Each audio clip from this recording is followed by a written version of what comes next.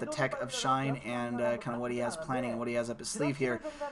Shine, other than that one scout, has not been able to get anything else in there. He does have an Overlord coming up.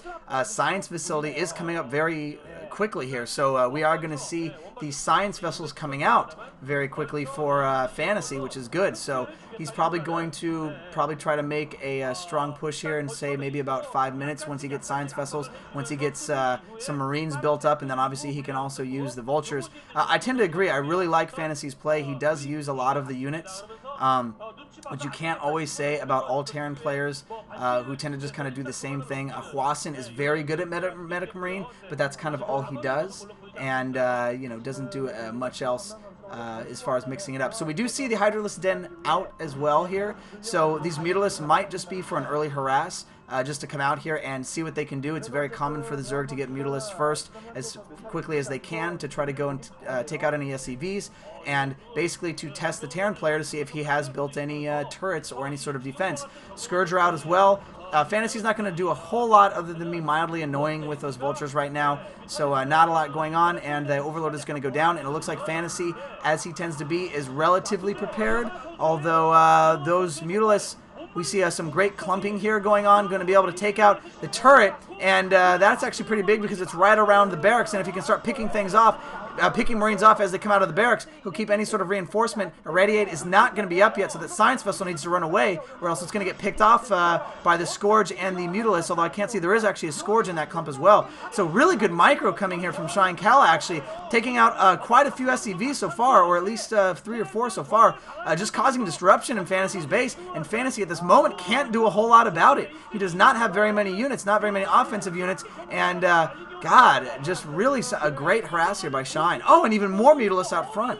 Well, this is great time by Shao, and it looks like, one Scourge landing on that Wraith. Will the other Scourge land? No, it will not. Good job of Fantasy bringing his Wraith back to his turret. But the first Science Vessel, that goes down. It's going to be huge. Science Vessel does go down. Fantasy in huge trouble right now. He knows it. Look on his face. He's got no Medic Marines out. He's having to pull his SCVs. Great attack by Shine. I gotta say, the timing of this by Shine is awesome against Fantasy, because Fantasy in general likes to do builds like this, and this is the softest point in Fantasy's build right now, because he doesn't have Medic Marines out. He's just barely starting to produce Medic Marines. He's got 2 Vultures and a Wraith. So it's like, what has he done? If he had opened up with 2 starports or 3 starports, he would have enough Wraith to counter these mutas, and then maybe transition from there. But as it was, he just got, a unit from each type of tech, which just doesn't do you very much, because the other player can just mass something like mutas, which counter Vultures, which counter, one Wraith. One Wraith is not enough to stop this many Vultures. So, medics too. Wow, we've seen actually quite a few upsets in my opinion today. I mean, I am pretty much calling it right now, because I don't think there's much Fantasy can do if Shine continues to build mutas. I mean, Fantasy only has 1 barracks right now from what I can see. He has really good SCV count, obviously, because he expanded relatively fast, but he only has SCVs at that 1 base right now, and yeah, only 4 Marines left. Only 1 turret there, another turret hitting from the side, and now it's not even in range. I think this is going to be GG any moment here. This is really bad for Fantasy. Fantasy is 1 game up in the series, so he'll only drop to 1-1 now. And Shine will actually go to 2-0 after winning this game. So I was actually going to talk how Shine is kind of overrated, but there is the GG from Fantasy. So, Look, man. you didn't have to eat your words. No, I don't care. Shine is not making it past the round of 8. All right, people, I'm telling you, just right now. But you know what? But you know what? I did not predict either that Fantasy was going to make it very far here. So I'm also, Fantasy is one of the favorite players to win this OSL between him, Stork, Flash, and Jadong, honestly, and Calm. Well, Calm actually lost 1 game to Fantasy already. So Fantasy's been the favorite, but he's still 1-1, so certainly Fantasy's not out or anything, so let's not get ahead of ourselves here.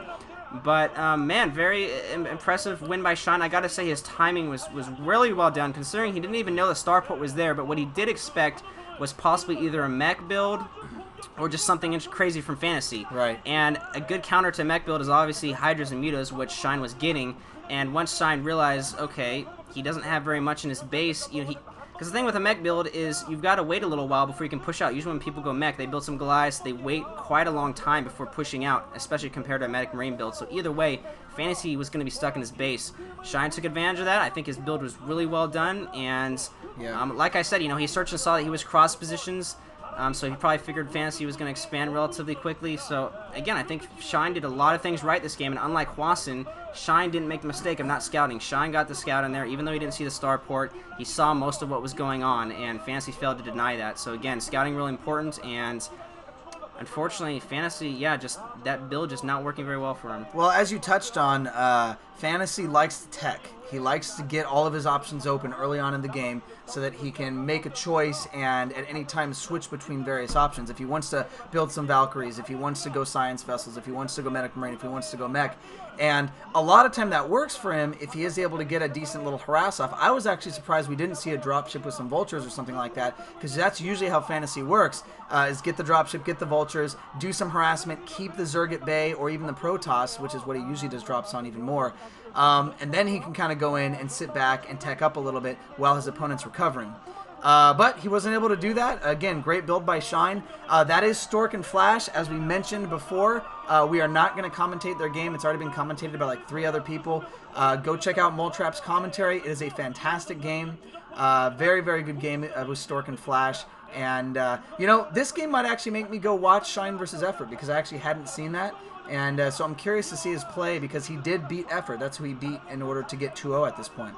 So I'm interesting to see. I tend to agree, although we've seen Shine randomly do really well and shine, ironically, at random increments. So we'll just have to see.